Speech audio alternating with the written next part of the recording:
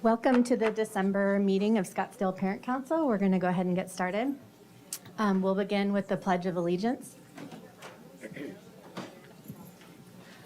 I pledge allegiance to the flag of the United States of America and to the republic for which it stands, one nation, under God, indivisible, with liberty and justice for all.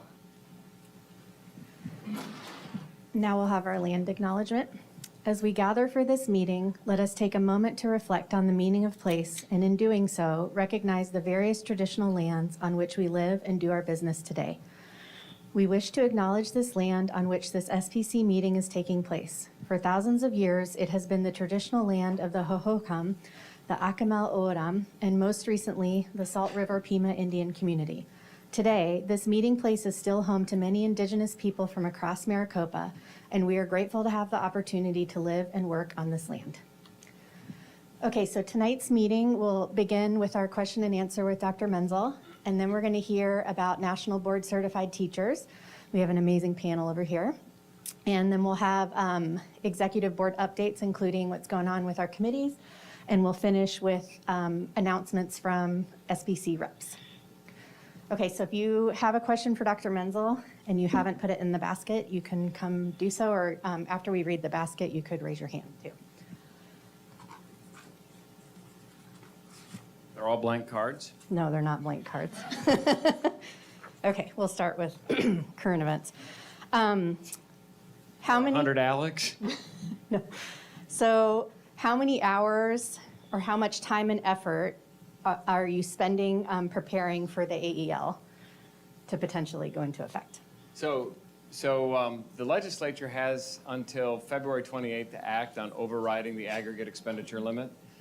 And so we have not spent a lot of time working on that scenario planning. We've looked at some of our numbers and thought about what we might need to do. We went through the same exercise last year, but we are not spending a lot of time on that right now. Our emphasis is more on how do we tell the story about the impact on our community? How do other schools tell the same story about the impact on their communities? If you take $1.3 billion out of the state's economy, that ripple effect will be significant.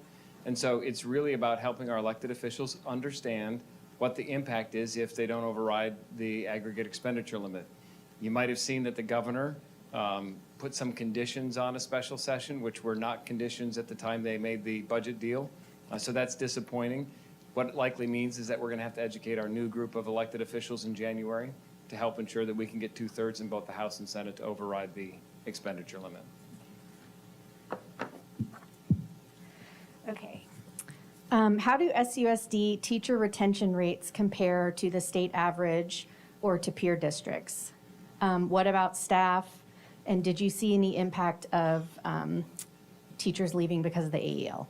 That's a lot. Sorry. So I'd have to work with HR to figure out, how our numbers compare, and it kind of varies. So we have, sometimes we have planned retirements. We know that people are going to leave. We have lost some over the past 3 years for a variety of reasons in addition to retirement. Our retention rate's probably pretty close to the state average, but I don't know for sure. So I have to check with Alexis to confirm. I haven't heard of anyone leaving because of AEL. I've heard of a lot of people who are concerned about what it may mean for the future, but I haven't seen anyone that resigns said, I'm just out of here. Because that impacts every district school in the state.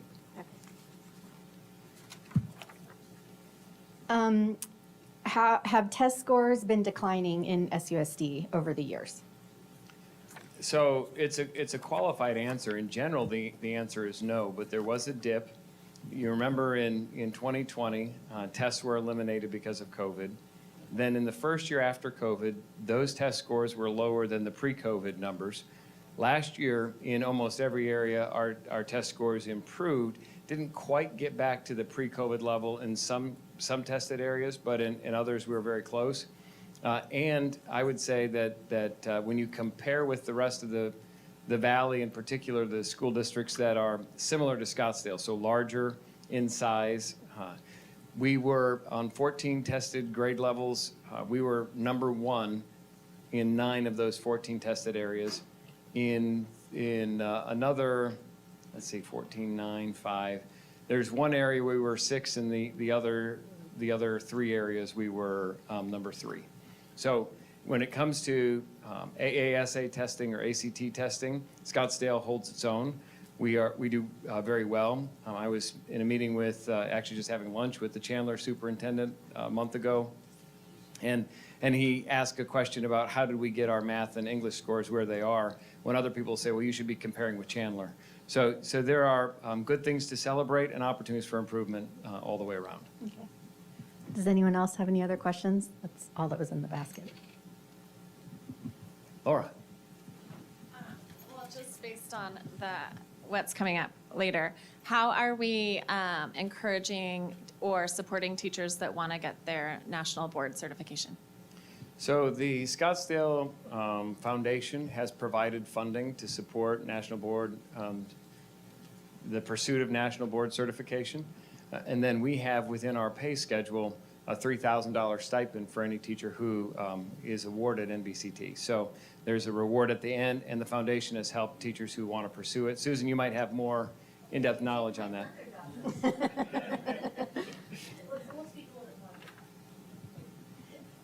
Any other questions? You made a statement about how we're comparing. You made a statement about how we're comparing with Arizona schools. How are we comparing nationally with those scores? So we can't really compare at the elementary level because it's not the same assessment everywhere. When it comes to ACT, and there's a data chart that's somewhere on our website after a presentation to the governing board, but we outperform those national averages on ACT test, with the exception of science where we're right at the national average. But in the other tested areas of language arts and mathematics and social studies, we far outperform the national average on ACT. Thanks. What other metrics do you use besides SAT scores, ACT, GPA, and the wonderful AZ merit scores? What other metrics do you use to measure student quote-unquote success? So for us, one of the most important metrics is looking at student growth over time. And we use FastBridge, we use iReady data. That gives us pre and post at a minimum, and sometimes it's pre, mid, and post. When students come to us, they come to us at varying levels of proficiency, and our job is to help them make progress towards mastery of the content. And for some students who might be below grade level, we want to accelerate their learning. So oftentimes the language is cast in a deficit way, so they talk about learning loss related to COVID. Well, it's not learning loss. It's that some students didn't learn as much as they would typically have learned in a non-disrupted year. So we need to accelerate the learning. And so that's the focus we have. And with progress monitoring, using FastBridge and iReady, and sometimes locally developed benchmark assessments, we use those to identify if students are on track to make the kind of growth that we would expect. And for students who are behind, we work to accelerate that learning. Any other questions?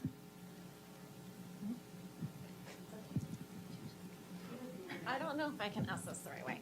Do you, when certain grade levels or stand out, does the district ever congratulate them? Do you ever reach out and congratulate certain schools for certain scores? Anyways, I guess I was talking to some teachers who were kind of wondering about that. So I can't speak to what the district's done historically. I can say that last night at the governing board meeting, we did give a shout out to our title schools who for the first time are all A's and B's. In the past, we've always had some C's and D's in our title schools, and we don't have any C's and D's in our title schools this year, and that's 9 different buildings. So we celebrated that. I think that there would be ways to celebrate and give a shout out if we see that kind of improvement at a particular grade level or in a building. We like to celebrate success whenever we can. So I don't know what the specific situation is, but we are all for highlighting and accentuating the positive. Any more? Okay, thank you, Dr. Menzel. Well, can I say one Oh, more yeah, thing yeah, of before I course. leave? So 2 more things. One, you have a fantastic panel of NBCT team here that you'll enjoy their presentation, and I'm grateful for the work they do. It's not easy to become a National Board Certified teacher. The work that they do, the rigorous review, putting their professional practice under the spotlight, it's pretty significant. So thanks to all of you for being willing to do that and being here tonight to talk about that experience. And secondly, I just want to wish you and your families a healthy and happy holiday season because we're getting close to the end of 2022. So thank you for being here and for the opportunity to answer questions. Thank you. Okay, so actually I'm going to swap this. Now we're going to hear from our National Board Certified teachers.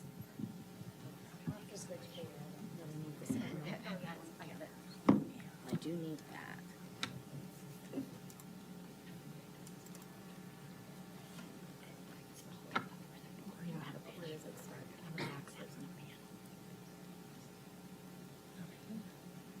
Yeah.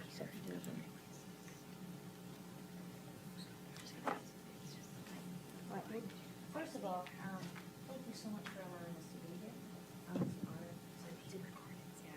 It's an honor to be around parents, and especially such of a diverse group.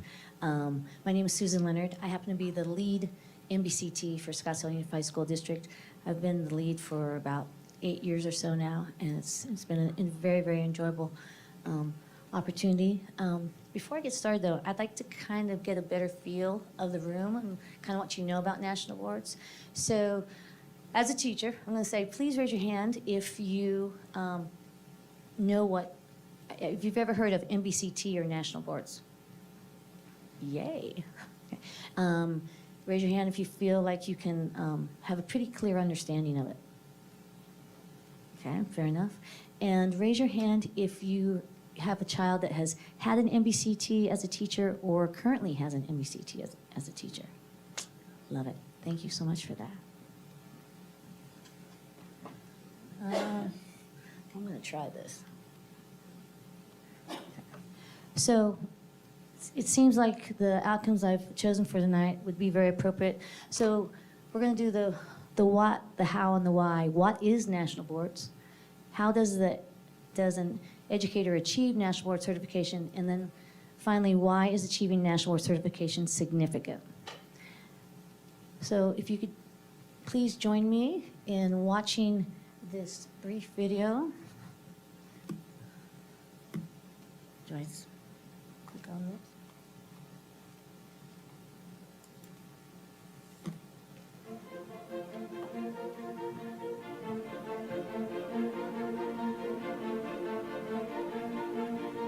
My favorite thing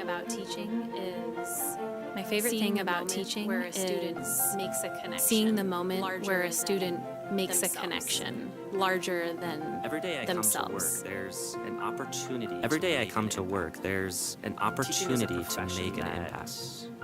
Teaching is a profession that I couldn't imagine doing anything. I love, and I couldn't imagine doing anything surrounded else. by outstanding teachers. I feel very blessed to be surrounded by outstanding teachers who are committed to always being their very best. As a building, we have made professional development or adult learning a priority. And now, as a result, we have 2 national board certified teachers. And I'm proud to also share that we have 14 currently pursuing certification. Is the teaching profession National board certification, naturally, I had to try. and while it is intense, I had to try. I have an amazing And while it support is team. intense, I have an National amazing board support team. certification was designed to develop, retain, and recognize accomplished teachers nationwide. For me, it provided a vernacular to articulate the learning In that order I for was me taught. to achieve national board In certification, order for me to achieve national board certification, I must successfully complete 4 components. 3 that require me to provide evidence of the national board standards in my practice while demonstrating student learning over time, and 1 that requires me to demonstrate my content knowledge. As I've been going through all of this, I have noticed a heightened awareness in my teaching, and I am already seeing a difference in my It students. really is an incredible change. It really is an incredible change. I saw a huge difference in my practice. One that has directly increased student learning. Colleagues. So the more that we learn as teachers, the more that we know our students will learn. And I think that the national board certification process has really helped us to find that power. Going through this process with the support of my colleagues, both in my building and throughout Arizona, I feel like not only is my practice improving, but so is my connection to my profession. Now I just can't wait to add those little letters behind my name, Mrs. Weifels, NBCT.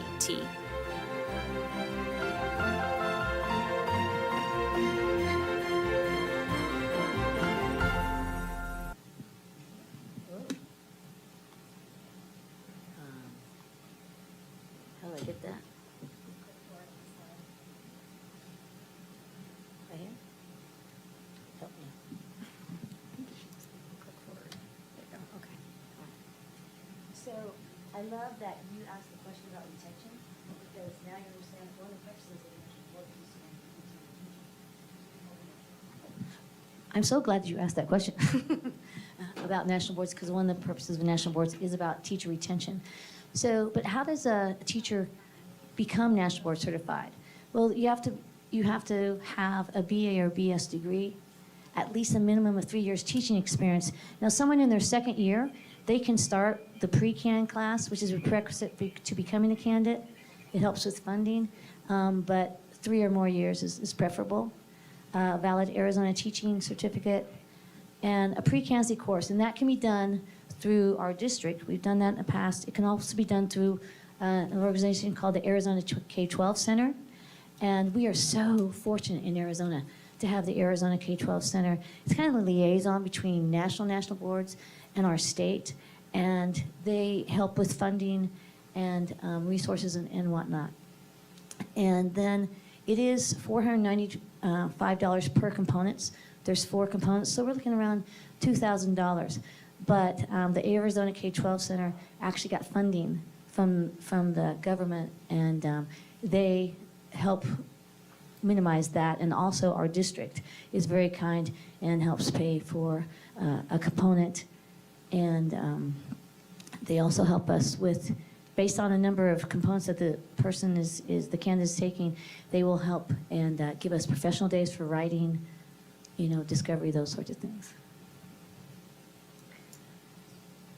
There's actually 25 certificate areas for National Board Certification, representing 16 different disciplines and 4 developmental levels in our public schools.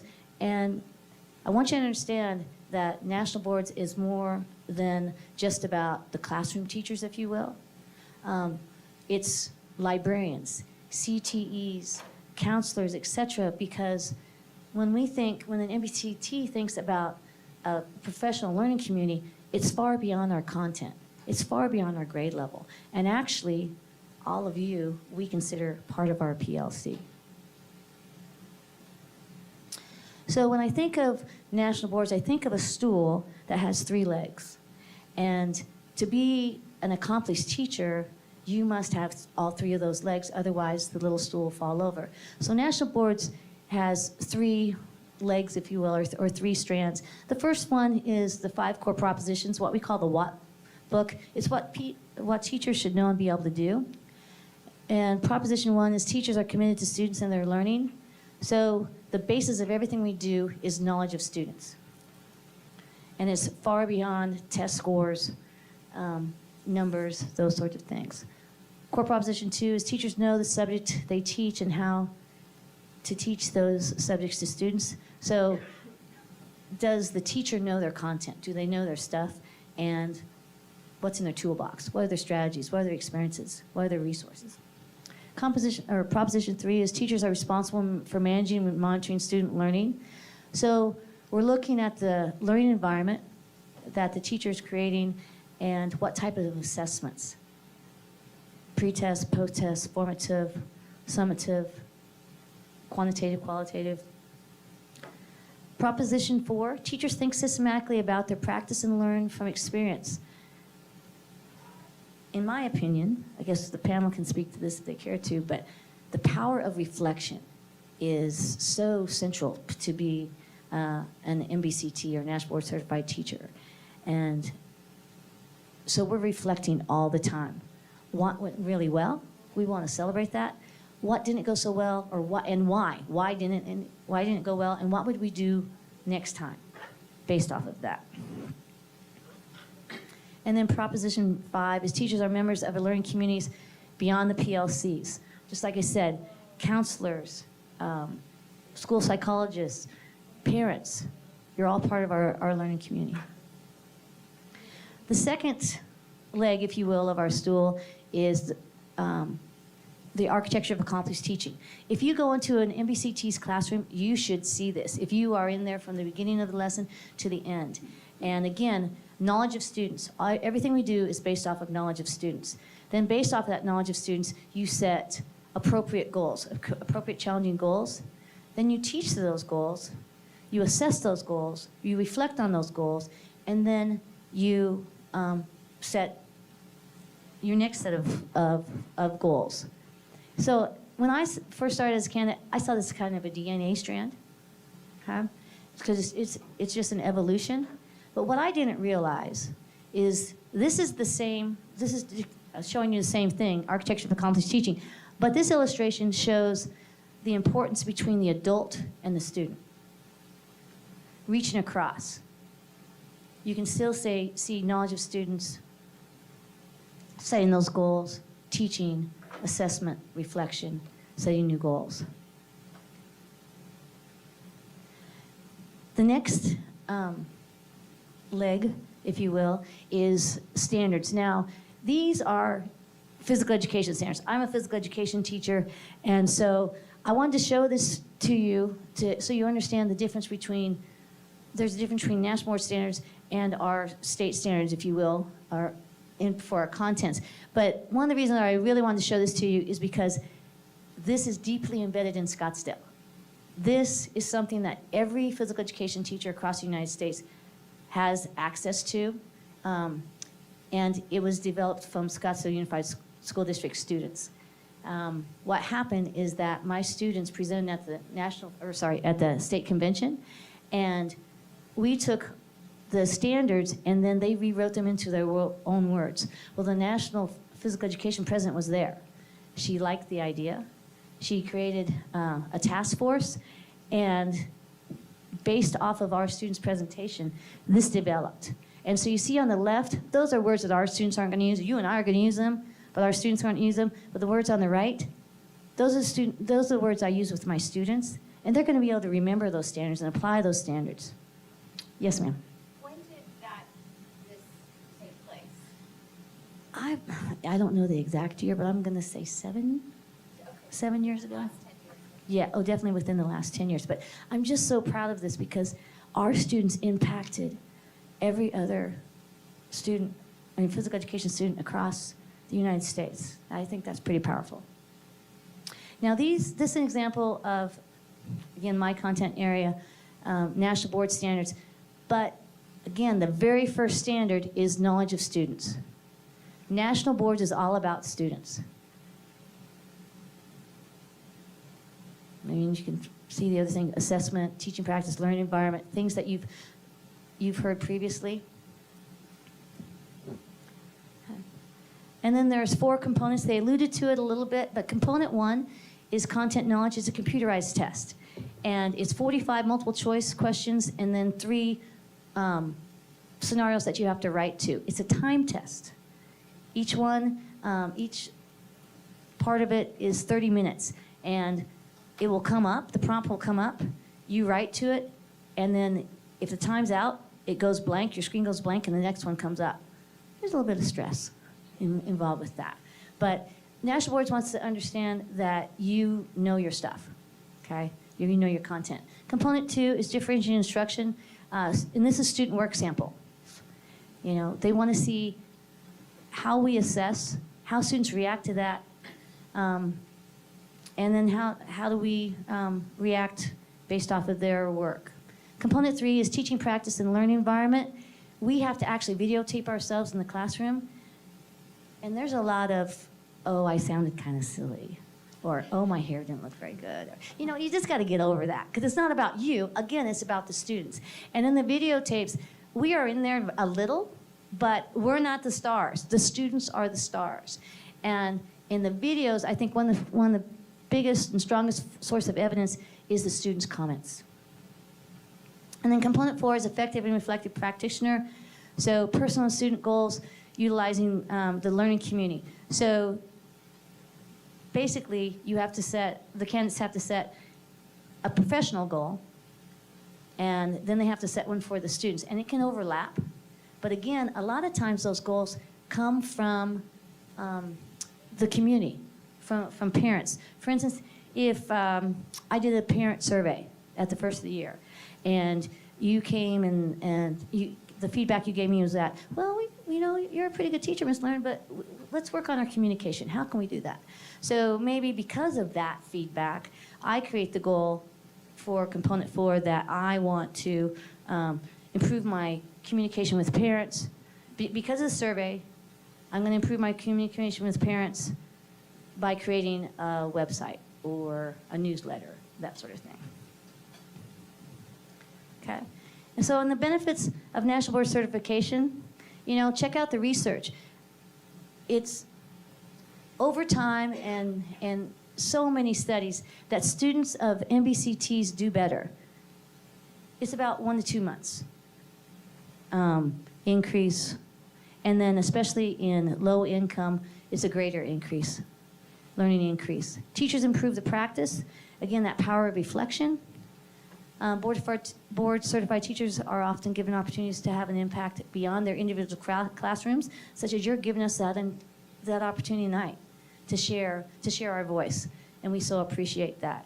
And respect. I have to tell you, as a physical education teacher, I call it the O factor. That someone that doesn't know me, oh, what do you do? Oh, I'm a teacher. Oh, well, what do you teach? Yeah, well, I teach physical education. Oh. But I say, I'm an MBCT. Oh, that O changes. There's respect to those 4 letters, MBCT. People may not know exactly what it means, but they know there's respect to it. It's the best of the best. And then financial, more than half of all states offer free support, conditional loans, salary incentives. As Dr. Menzel said, we get a $3,000 a year stipend for as long as we hold our certification. Certification used to be for 10 years, but now it's for 5. We have to renew every 5. And it's called MOC when you renew. And I have said it since I first certified that I think our renewing MBCTs or MOCs, that is the strength of our national board program, because yes, we are one of the top districts in the state of Arizona in terms of number of MBCTs, but our MBCTs renew. It's not a one-time thing. We are committed to our students, and national board certification just increases or intensifies that purpose to be with our students. And then many states count board certification towards state licensure, and I know that when I certified, it was also the year that I had to renew my teaching certificate. I just took my national board certificate, took it down to the ADE, and they said, okay, you're good. It has that pull. It has that presence, if you will. Okay? So that's kind of the nuts and bolts of how to become board certified. But I have to tell you that, in my opinion, the most important part of this presentation that you're allowing us to give you tonight is the people sitting at this table. All these people have gone through the process. And it's a voluntary process. And so I'd just like to introduce them. To your left is Claren Gusky. She teaches soul on soul. She's a relatively new mom, so she's very excited to have a night out. This is what she's calling a night out. Okay? And she teaches high school. Then we have Tammy Endres. And I have to say that, to me, she exemplifies, what national board certification is, what an MBCT is. She was the lead MBCT before me, and to watch her teach, to listen to her talk about her students, to just listen to her knowledge, it just makes me happy. I just grow so much every time that I'm able to work with her.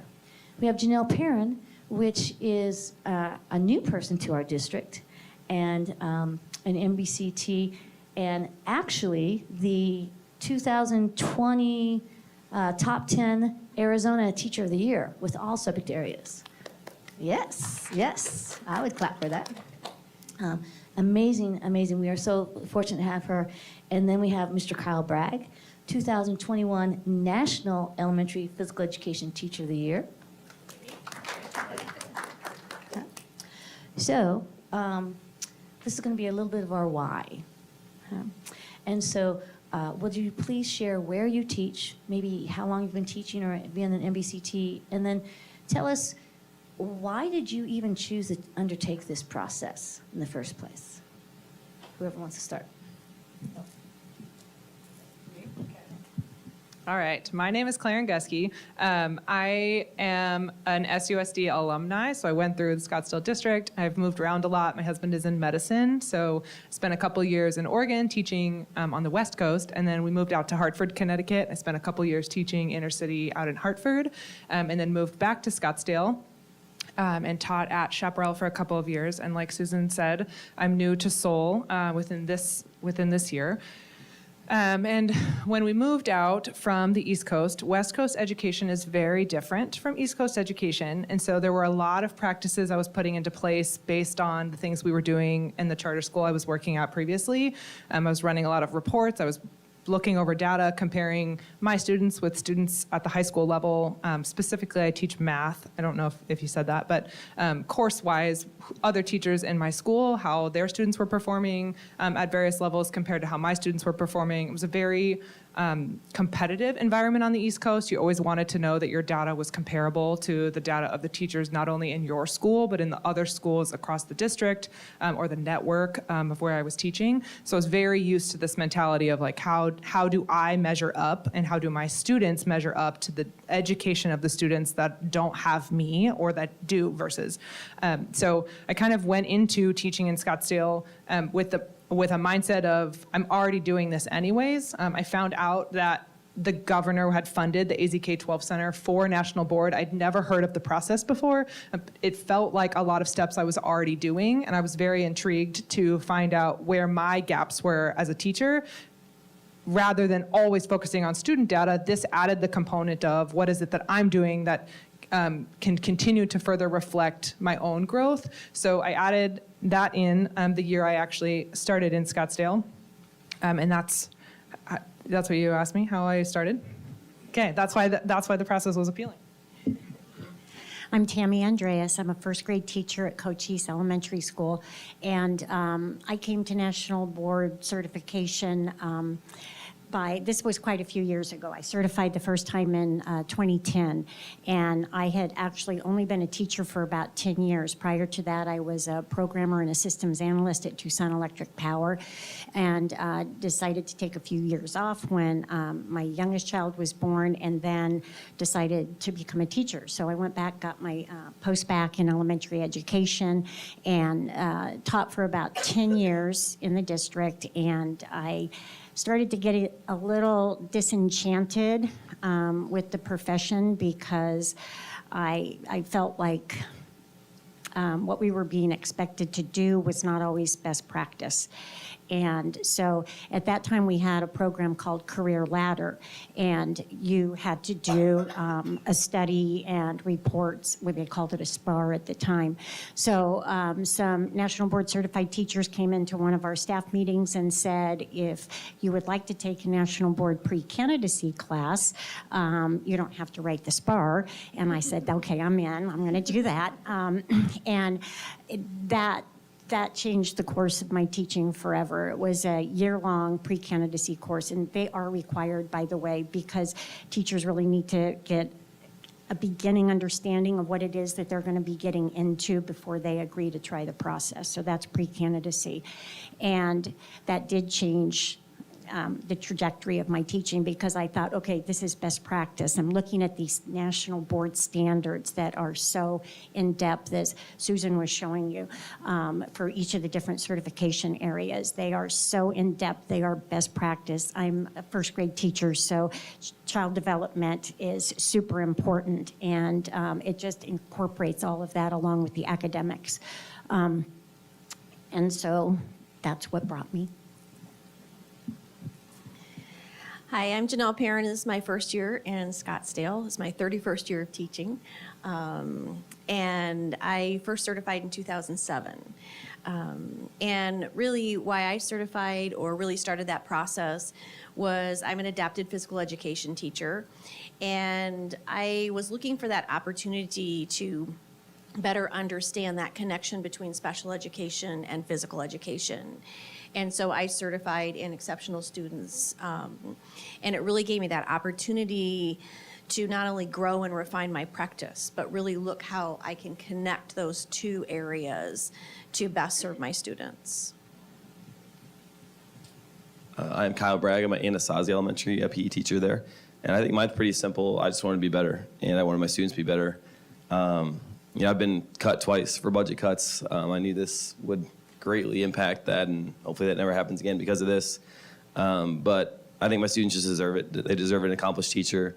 I wanted to advocate for physical education as well. I wanted, kind of like Susan said, sometimes we get a bad rep, and as 3 physical education teachers here with MBCTs, I think it's really showing what we are capable of doing, and then hopefully get that respect that we deserve. But number one, students, they deserve it, and I think I just want to be better too, and definitely that's been the case so far. So. I can tell you that I was going through this bar. I was going through this bar, just like Tammy alluded to, and they tried for 8 years. 8 years, every year they came back to me. Susan, would you like to, think about national board? I'm like, no. I'm just too busy. I want to concentrate on my students. I didn't get national boards is all about your students. Once I started the process, I was just silly. Because one of my goal of teaching from the very first year that I've been teaching a long time, was that I just want to get better. I want to get better for my students. And national board, it just assures that. Okay. Now, would you please tell us how being an MBCT has impacted your practice, and how has it impacted your students? That's a loaded question. I have a really high level of respect for teachers. This specifically high school math, there is a ton of turnover for teachers in the high school math realm. I feel that deeply for your students. And so being in the classroom, I feel like I have a really big responsibility to meet each kid where they specifically are with the gaps that they have, because every kid struggles with something different in math. So the passion that I feel for those kids, I feel like this process truly brought out all the things about being a teacher that make me love what I do, because I get to see, I'm so emotional, I'm gonna blame the baby. I have a baby at home, I promise. I get to see the kids that struggle with math, that have always struggled with math, somehow find little sparks of confidence every day, or every pieces of units, but all that builds. And I really do feel like each time you can convince a kid to rewrite a story that they've been telling themselves about a specific content area changes everything for that specific kid. So this process was huge for that. And there's a couple of mantras that get embedded in your brain when you're doing this process, and one of them is, why am I doing what I'm doing for these kids at this time and in this place? And it's something you never stop asking yourself after you start going through the process. You teach differently every year because you have different kids. You teach differently month to month based on those kids at that time and in that place. And I definitely kind of concur with that. For me, national boards, I say I got the so what factor, because I'd be like, oh, I'm doing this and I'm doing this and check this out. And it was kind of like, yeah, so what? And what I really realized was sometimes you get caught up in some of these really fun things that you're doing with the students and some of these other things, and you're veering off where that final destination is. And it doesn't mean that those aren't good things. It just means that it's really important to always remember how and when you're going to get to that destination, and make sure that the students are coming along with you on the trip. It's not just you going to the destination, but the kids are coming with you and the students are going with you. And that was really eye-opening for me as I kind of, merged my two practices and recognized. I also recognized, too, that it was okay to just take my time.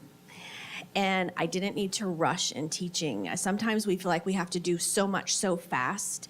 And it really slowed my practice down in that reflection phase of really just stopping and taking my time and recognizing if I don't get it done today, I'll actually do it tomorrow, and it's okay. I think it makes you reflect on every single detail of every single day, every single lesson.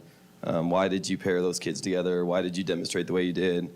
What kind of question did you ask? Why did you ask that question? And then, seeing yourself on video, you get to see what you think you sound like and what you think you do versus what you actually do. And I think every teacher should actually watch themselves teach at some point. And I've actually done that several times since then, just because I want to see what my kids are actually doing when I'm not necessarily watching them. So it makes you think of every single thing. And, thing that I remember writing about was the kid as a first grader, I think, that really struggled with attention. But I found out he really liked Spider-Man, so I had a Spider-Man themed station, and he was like the best ever, right? Because I know he liked Spider-Man, because I went out, above and beyond trying to get to know the kids, and back to the knowledge of students part, that led to his success, and that still gets me emotional, yeah. And then this would be my response.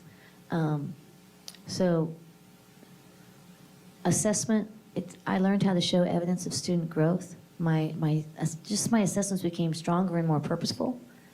And then I thought I always had good student-teacher interaction. Once I saw myself on video, I was like, oh, whoops. Okay, got to work on that. Okay? But then student-to-teacher interactions, student-to-student interaction. I had so much more student-to-student interaction, and I found that I truly believe that's where the most growth happens. The most purposeful growth is when the students are talking to each other. Okay? And then cross-curricular connections. I always love cross-curricular connections because I think that every discipline has equal importance, but the students need to understand those connections. And you can strengthen your practice working with other colleagues. It doesn't have to be for your content. Any content is important. Good teaching is good teaching. Okay?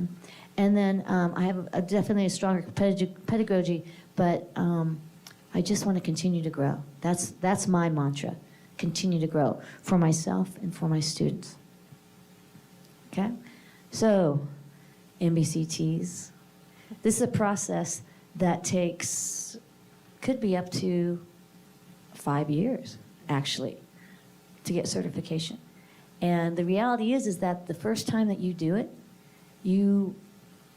the vast majority don't certify their first time through. They have to redo part or some of the components.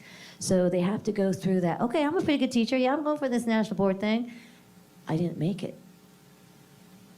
Ooh, that's you have to be a little steadfast to go through that. So yes, we do to get a $3,000 a year stipend.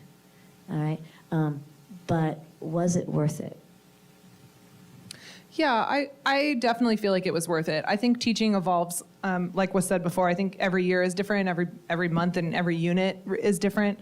But I definitely feel like my ability to teach the content and to get to know the students and to draw the students into the content has drastically changed. I think the best part about this process is that the most important thing is not my understanding of the content. It's up there, and I need to know how to teach math, but it's not the most important thing. So in the beginning of this process, I was comparing, do I do national boards or do I look at getting my master's? And looking back on it, they're night and day different. I think my master's would have propelled me forward in an academic setting. I think my knowledge would have been deeper in whatever area I would have pursued within education. But this taught me more about myself. It taught me more about the empathy that I have for the kids in the room. It taught me how to create an environment that kids want to come to class. I think it impacts my day-to-day in a way that my master's degree wouldn't. Yes, and it was definitely worth it. Teachers have to do professional development all the time. And this was the most intense and the most worthwhile professional development I've ever done. Very, very difficult. And the impact that it had on my teaching in terms of seeing each child and what it was they needed. And it helped me to differentiate better and reflecting. Teachers, you're driving home and you're thinking about what you did, or you're in the shower and you think about, you're reflecting all the time. But when you go through this process, it's like 100% magnified, the reflection that you're doing. You're putting your practice under a microscope. And I think from all of the teachers that I've worked with, who are pursuing national board, I think a common thread is that we all want challenge. We want to become better teachers. We're not trying to prove that we're the best teacher. We're trying to become better teachers. The other reason it's been worth it is because I've had the opportunity not just to work as a candidate support provider in Scottsdale, but also with the Arizona K-12 Center with teachers across the state of Arizona, and I am always humbled. Every time I come out of a meeting working with other teachers, I'm like, wow, can you tell me that website again? Can you share with me that? So I am continually learning from my colleagues. And I want to concur with that. Is the network of people that I was connected with was really amazing, because sometimes we kind of get into our little groups, and truly that network, was amazing. But for me, yes, it was actually worth it. One of the things I'll just say is that, at the start of the school year, we start strong. We have the greatest bulletin board. We have everything. And by Thanksgiving, we're counting the days till summer. And what National Boards really helped me kind of do was it helped me sustain strength through the years. It helped me remember how I was going to manage that throughout the year. Because there's hills and valleys, there's no question. I mean, that's just reality. But NBCT made me recognize and stay strong through the year. Absolutely. I would compare my master's degree to National Board, and there's no comparison. To be honest, I don't know how much I learned in my master's degree. I think I just did it just to say I had it. I don't know. But this directly impacts every day, my kids every day. And when I look back, what's made me a better teacher is this, for sure. So for sure, it's worth it. And the AZ K-12 Center, just a huge shout out for them. I mean, they're talking about financial burdens. I don't think I paid more than a couple $100 because of them supporting us through the government and all that kind of stuff. And that's where I met several of these people here. They kind of trained me. They read my writing. They were very hard on me. Luckily, though. It was tough love. But my point is, we are very blessed in our state to have that, because I have several other people that are going through this process in other states, and they have they have none of this at all. So I'm actually recruiting several at my school right now. Some of them already started, just because they've seen the impact of my teaching, and hopefully they see the value in it as well. So yes, definitely worth it. Well, and for me, it was worth it for me, for my students at this time in this place, for everything you said, directly into my little world. But then I got a chance to extend that world. For instance, one thing I get to do, I'm honored to be asked to do, is I help out Stanford University every Tuesday night, working with candidates in their program. I get to work with all of these people. And every time I get to have a conversation with these people, my practice grows, and it impacts my students in such a positive way, So, and I get to work with candidates from across the United States. And I'm supposed to be helping them, but they're helping me more than they know. And I'm humbled when I listen to them. So, we've been doing a lot of talking. If you would like to ask the MBCTs any questions, this would be your opportunity. Yay, you get to use this. I have two questions, actually. So on one of your first slides, you said it said 24 certificate areas. It wasn't clear to me what that meant. Does that mean science teacher, Spanish teacher, PE? Is that what an area is? Or a certificate area? Yes. So I don't have a large understanding. Susan, you can correct me if I'm wrong. But yes, so science, math, all of your generic contents. And then within the content, it's broken down by age level. So you can be certified by elementary, or young adult would be the difference between 6 and higher and K through 6. So then it breaks down through further. And then in the younger grades, there are also generalists. So I'm an early childhood generalist, and that means that my certification is in all subject areas for children from 3 years old up through 2nd grade. And then there's a middle childhood generalist as well, all subject areas.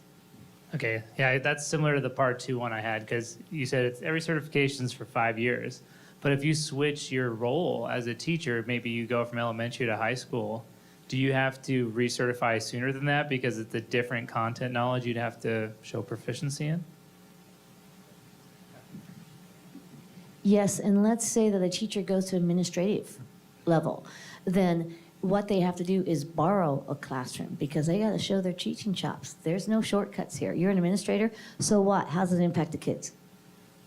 National Board theme here, right? And so they would have to borrow a classroom and do all the things that we've been talking about. Does that answer your question? Excellent. I don't know if you can answer this, but to be an administrator, can you use the NBC to help you get that role, or do you still need a master's? I like to think that you would win over somebody who didn't have the title on your name. I do think you have to have the master's. Yeah. Can I ask one more quick question? For the renewal, how much is the work less for the renewal? Well, it depends. It has changed. When I was one of the lucky ones that I certified initially in 2010, and so I only had to renew every 10 years, and then they changed it to every 5 years. And no, it's not as difficult as it was the first time. The first time was intense, and I'm not saying that the second time wasn't difficult, because you're still spending a lot of time. Again, you're putting your practice under the microscope again. And so it still is a lot of work, but not as much. Speaking as a person who's waiting for scores that are coming out this Saturday for their renewal, I will have to say that, yes, it wasn't as much as the initial certification, but you still have to show your teaching chops. You have to show how you've grown. Since you certified, okay, you're an MBCT, okay, but how have you grown since then? You can't rest on your laurels, if you will. And then you have to videotape yourself and write to that. And so any good vibes you can send my way Saturday, please. Yeah, I'm doing it right now as well. She's just finishing. I'm doing it now, and I don't know the percentage, but I would say maybe 1/5 the amount of work, but it's still intense. But that first time, it's really intense. I think it takes a special individual that really wants to take that next step and really want to improve for your students. So. With your certification, are you compensated? So through our district, yeah, the $3,000 stipend, you mean? That definitely helps, and that is actually fairly rare. I know a lot of teachers that are certified in other states that don't get it. And that's partly the reason why we have such a high amount of people, because to get the extra push, because it takes a lot of time, right? So we are very lucky to have that, where other states and other districts might not have that. So just so I can understand correctly, the $3,000 stipend comes from the district? Yes. Most districts in Arizona provide that, or is that particular just to us? I think that's pretty rare. I think that's SUD is on the high. SUSD is on the higher end, but most districts offer something. But I would say SUSD has a nice incentive package. Yeah. And foundation, yeah, okay. So that, hold on, I want to make sure I understand correctly. Yeah. All right. So your stipend is funded by the foundation, not the district? Well, I can't answer that. How about the SUSD Foundation funds the cost of There we go. Okay, thank you. Okay, I know I may have misheard something, but I swear somebody said that the process could be up to 5 years, but I also remember that you were saying the certification's for 5 years. So I guess, and there's also been a lot of talk of how intense it is. So I'm just trying to wrap my mind around it. I work in healthcare marketing. I don't know anything about this, but yeah, I mean, what are you looking at time-wise? And I'm sure, I mean, all the components sound like a lot, but I can't really wrap my head around it. I think most people take up to 3, and then once you certify, it's 5 years from then to recertify. I don't know about the 4th and 5th year, Susan, what you're talking about, but I've always heard about the. I think you have 3 years to turn in all 4 components. And then if you don't have a high enough score to be able to pass, I believe they go based on the average score of all 4 components has to be a certain score. Susan can correct me if I'm wrong. You have to score an average of a 2.63 out of a 4-point scale, which equates to 110 points. Yeah. Yes. And then if you don't have that score after all 4 components are in within the 3 years, you get 2 additional years to retake any component that would pull that score up to a higher average. And then from the year you certify with a high enough score, you have 5 years from that date until you would begin the renewal process that's called maintenance of certification, the MOC. what we try to do in Scottsdale Unified is we try to have, we encourage the candidates. Now, they can take all 4 in 1 year. Okay, they can try to make this a 1-year process. Kyle was very impatient, and he did it very, very quickly. Right? He didn't have any life for a year. He didn't have any life for a year. But we really encourage candidates to break it down, 2 components the first year, 2 components the second year. So we try to make it more of a 2-year process. That's what I was asking. Susan, when did you get yours? And then Claren and Kyle, because Tammy, 2010, and Janelle in 07. So I was just curious of the other 3, when.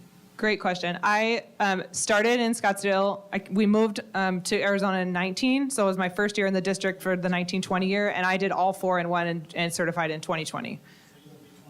So I'll be 2025, yeah. And I first certified initially in 2013, but I had that beautiful 10-year certificate, which is now 5. So that's why.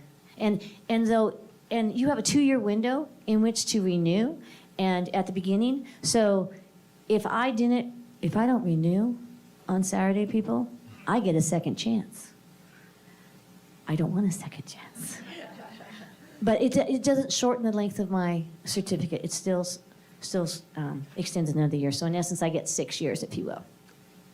I still remember it was midnight on December 1st, 2018, because I stayed up. And I was so tired because I'm drained. I think it was a Friday night. I'm like, I just want to go to bed. But I stayed up and I certified with. I remember seeing the fireworks. It was really cool. But I'm doing my maintenance certification right now. Yep.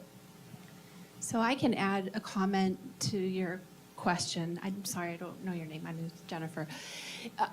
There are, and what I've seen from my own perspective, I'm a mentor for teachers that do this. And so what I've seen in my career is that the most successful teachers that go through this program, sometimes they find a really great master's degree program that's affordable, it's online, whatever, and they have mentors, and they can get through it pretty quickly. What I've seen is if they have the support, the pass rate is significantly higher.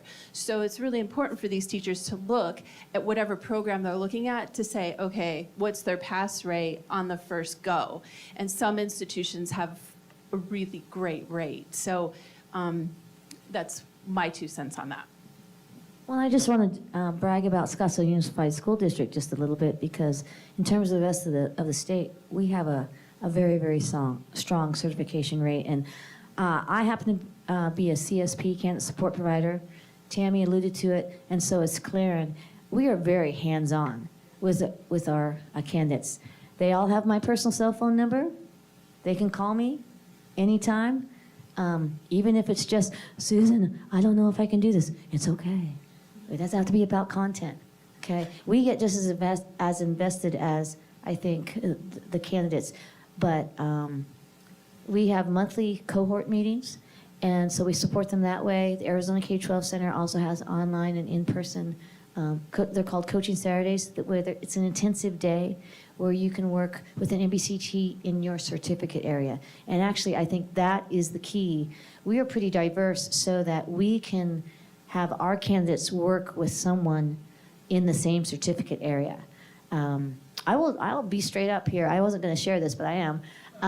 That I didn't certify the first time. And I was held up by the Arizona K-12 Center as the perfect candidate. I got to talk at the Summer Institute and represent all the candidates from across Arizona. I mean, it's a pretty big deal, and I'm so proud to represent Scottsdale, and then I didn't certify. I was Arizona Middle School Physical Education Teacher of the Year. I put my plaque away for a year. I was embarrassed. I was hurt. I was like, how can I represent my profession if I can't do this, you know? And I was also in line to be president of physical education for Arizona, and I almost turned it down. But I got other physical education MBCTs involved. Amazing, amazing. A light turned on for me, and here we are.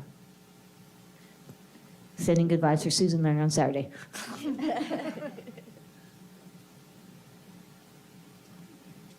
So you mentioned SUSD has a large percentage of educators with the certification. What percentage is it, and how does that compare? I said we have 83 total. We actually have 84 now since our lovely Janelle Perrin has joined us.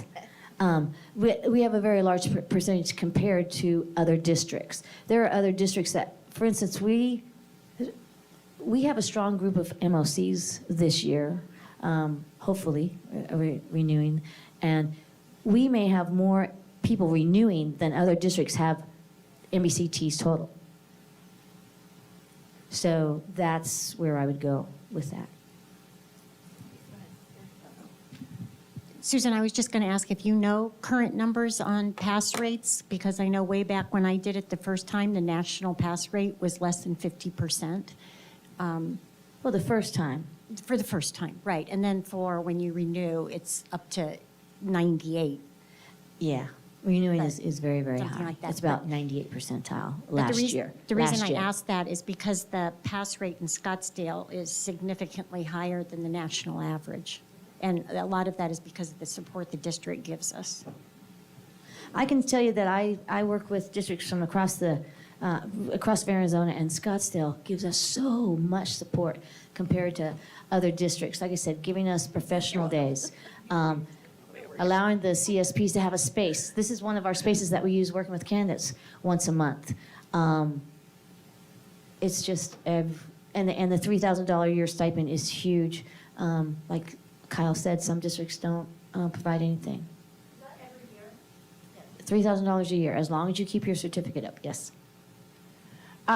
So first, I just wanted to thank all of you. It's really impressive and beautiful to hear you talk about, and the work you've done to just continue honing your craft and just to be so focused on your students. So I'm really moved by that. So thank you all. So my question is, I've heard about the $3,000, but this is clearly very rigorous and a huge undertaking. What other things does Scottsdale do?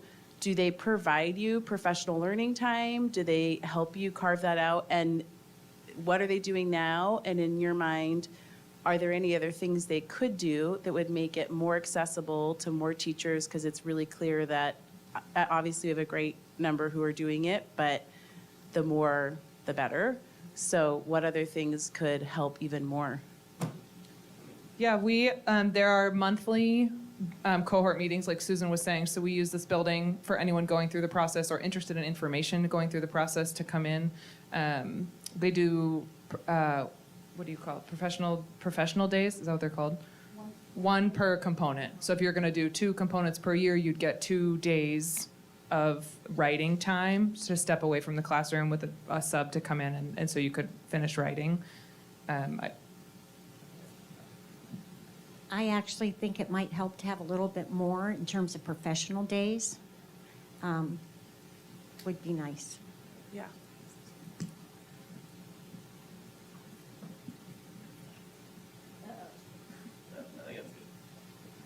Okay, thank you. Well, I'll say sometimes we do need to kind of gently push that. If we know someone that's a good possibility, if they're ready and if we feel like they're in the right time of their life and they have that ambition, we need to kind of encourage them to attend these meetings that Susan had, because that's why I started, right? So I think I asked about a national board and someone said, call Susan. We talked for like half an hour and I got to her a meeting. I'm like, this is awesome. I want to do this. But it takes a special person to do it, honestly, regardless of the pay. But also, we need to kind of encourage, like Susan and I are actually presenting nationally at a national convention this year about this whole process and trying to spread the word nationally as well. So not just our district, but nationally in April we'll be doing that. So it is hard, it is unique, and just sometimes we need a little nudge. They need a little nudge. Oh, I think we've more than used up our time. I apologize for going over, Kim. But again, we thank you so much for allowing us to come and share our passion about our process, a passion about your students. Nothing's more important to us than your students. So thank you so much.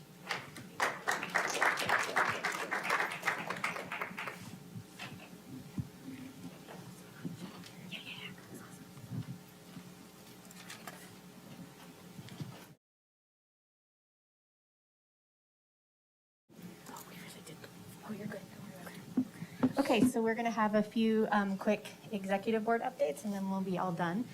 So The only changes to our budget, we had 2 more expenses. We had another live streaming expense for one of our committee meetings. And then, oh yeah, I reimbursed one of our vice presidents of outreach for the PTO, PTA, APT roundtable that they had earlier this semester.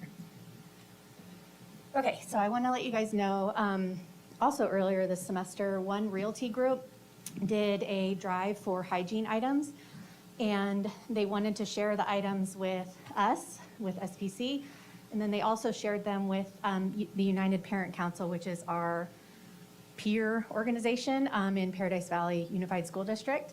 And so we'll be receiving those items actually tomorrow, and I will be giving them to the topic of our January meeting, which will be community specialists. So they'll be distributed to SUSD students who can use them through our network of community specialists.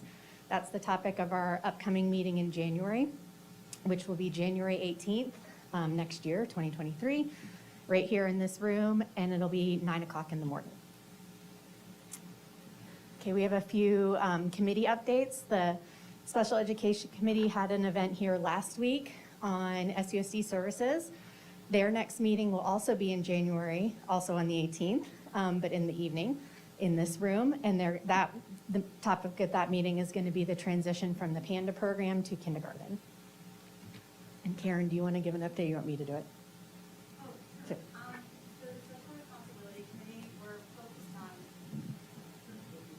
We're focused on anti-bullying and pro-inclusion. And we have recently been appointed Margaret Cerna, who is over the elementary principals at the cabinet level. And she's our decision-making authority person who's going to help us from the district.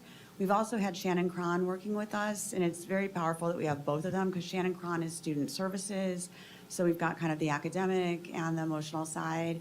And we're excited to have Libby Hartwells, our SUSD governing board VP and Desert Mountain and High School parent joining us, as well as Francine Sumner, who many of you know as the leader of Kid in the Corner. And she's an SUSD community member. She's going to join us in that capacity because we're doing related work. And we're looking for teacher stakeholder representative or principal or AP stakeholder representative to join us. We really want to have everybody's voice heard. And these are our upcoming meetings. And if I think on the next slide might be Lisa Kanarish's and mine info. I didn't put your email on the slides, but okay. That's okay. or your cell phones. But if you guys would like more information, Karen's right here, so you can grab her email. But you can always email me, president@scottsdale.parentcouncil.org, and I will connect you with whoever you need to be connected with. Perfect. Thanks, Kim. Yeah. I get a lot of spam, so I didn't want to put your emails out there. Okay. The EDI committee, the co-chairs couldn't be here tonight. They have a meeting this Sunday at 3 p.m. And again, if you would like information about that meeting, shoot me an email to attend. They would welcome anyone who is interested in attending. Okay, do any of the reps have announcements? No? Well, thank you guys so much for attending. Hope you have a wonderful holiday break as well, and hope to see you back here in 2023.